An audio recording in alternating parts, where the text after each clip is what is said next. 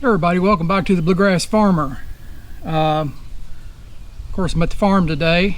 I want to do an update. For those of you that follow me on Facebook, you already know what what's happened, and this is for those of you that do not follow on Facebook, to just give everybody a YouTube update. Yesterday I had a chainsaw accident that really could have been pretty bad. Lucky for me, the good Lord was watching over me. It wasn't the chainsaw's fault. I was just in a bad spot, bad angle at the wrong time, and the chainsaw physics took over. So I've got had a pretty nasty laceration on my left hand, on my middle finger, and also on my left ring finger. I was doing some work, and I was about a quarter way through the job, and the accident happened.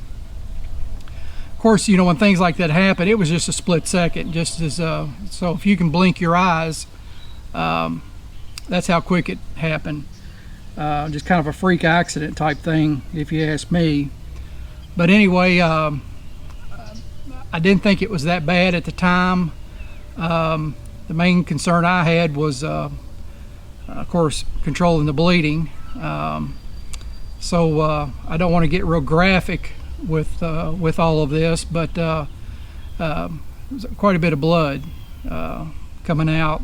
So I knew then I had hit more than just a vein. Didn't hit an artery or anything like that, but quite a bit of blood. But anyway, here I am trying to figure out how I'm going to do all of this, which I didn't panic. We don't need a panicking.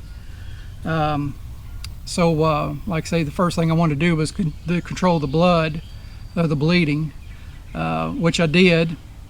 Went back to my pickup truck, which I carry a backpack, but I call it my EDC backpack. And for those of you that don't know what that is, it's a everyday carry. So I've got several stuff in there, and I got a trauma kit in there. So me trying to get the bag going, I was going to have to release pressure off of this wound in order to do what I had to do. So yeah, I wouldn't say it was comical, but it was difficult to do for a while. So kind of a long story short there, finally got the wound dressed, put the pressure on it, taped it all up, and you know, at the time it happened, it hurt, but you know, when I was doing all of that, it wasn't hurting or anything. So I went on and just taped it up, cleaned myself up as good as I could. I didn't really look at the wound that good. But I went on and put the pressure on it, bandaged it all up with 4x4s, got that taken care of, and I thought, well, you know, I'm doing okay. I've got everything stopped. So being the men that we are, I went on back to work and picked a chainsaw back up and finished up the job. Of course, you know, I was careful. I'm always careful. It was just a freak thing that happened, but I'm always careful. But I don't care how careful you are, things can happen. But anyway, I went on and got the work done, got what I needed done that afternoon. So later that evening, I come home and I thought I'm gonna open this bandage up and see just how bad this thing is.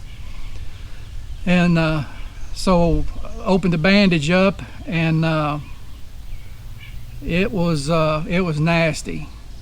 And I'm going to show you a picture of what it looked like after the stitches. So if you don't want to see this, just kind of close your eyes. But here's the picture of what it looked like after they cleaned it up in the stitches.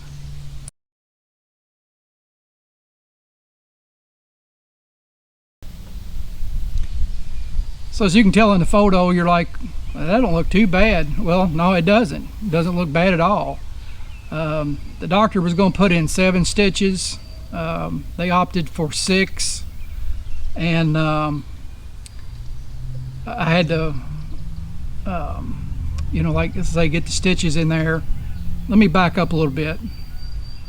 When I looked at it there at the house, I told Miss Bluegrass Farmer, I said, this is not good.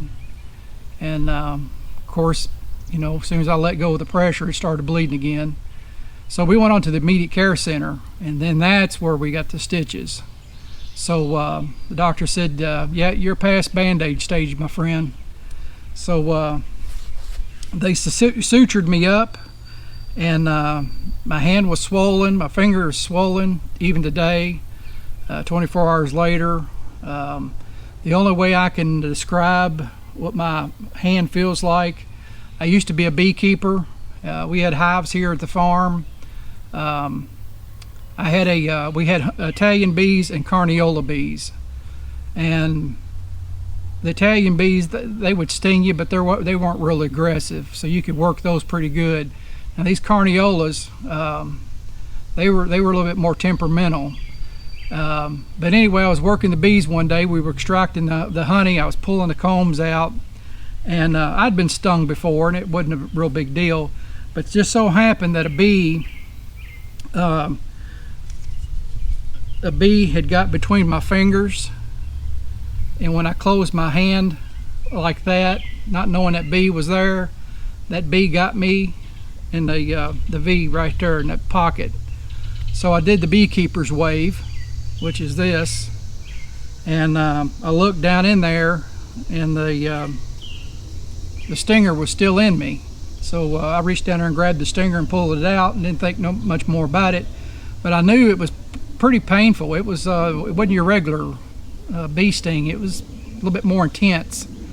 And an hour later, my middle finger on my right hand had swollen almost twice. It was huge. It was really big. And I could not bend that finger for, it seemed like a week, until that poison had got out of there. So that's kind of what I feel like with my left hand. This is not a pity party video. This is not a feel sorry for me video. This is a video to tell others that are musicians. You just got to be careful. Even though as careful as I am with equipment, and I'm around equipment up here all the time, chainsaws, saws, tractors, PTO shafts, mowers, just all kinds of stuff. So it doesn't take much for something just to happen, and sometimes you can be just as careful as you can be, and something just would give away and it causes problems. So I'm hoping that my hand will heal where I can get back to picking again. Right now, if you laid $1 million on a table and said make a G chord, ain't gonna work. You can just keep your $1 million. So that I can't get that left hand to do anything right now. So again, I just want to give everybody an update. So if you don't see any picking videos or videos for a while, I've got to wait 10 to 14 days before the stitches come out. So I've got several more days ahead of me for healing and to get these stitches out. So, but it is what it is. Nothing I can do about it, and I just hope that it'll go back to motion and everything will be okay, which I feel like it will. But I've just got to doctor it. Speaking of doctoring, the doctor says, well, what do you do? What kind of work you do? And I said, well, I farm. Oh, she said, you no farming for at least 10 to 14 days. I said, okay. I'm not going to argue with that, or with her. So Miss Bluegrass Farmer looked at me, and I looked at her, and so of course where that went. It went in this ear and right out the other ear. So I was like, oh, okay, I'll be good, and I won't be doing any farming for 10 to 14 days. 20 hours later, I'm back at the farm working. But Miss Bluegrass Farmer's coming up here today. She's going to assist me. She's going to give me a hand on some chores that I need to get done. And I still can do things, but I've got to be careful. If I blow them stitches out, I'm right back to square one again, so I've got to be real careful. But anyway, as with anybody using the power equipment, you know it's dangerous. I'm not going to get on here and give you all a safety tip. You're all big girls and boys, you know what the dangers are.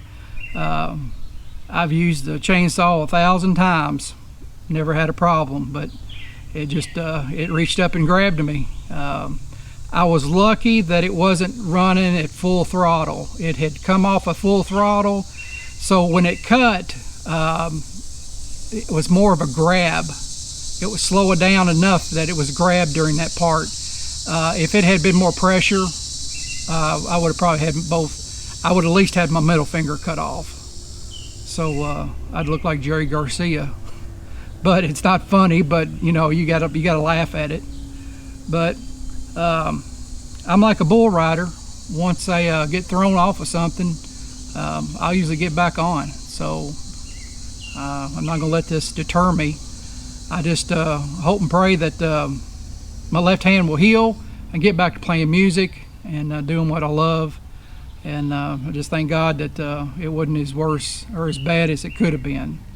So so if you don't see me for a week or two, I'll be okay. Just healing up and hopefully get back on the instruments and start doing things. But maybe I'll give you an update later on after the stitches are over with, see where we're at, see what the doctor says.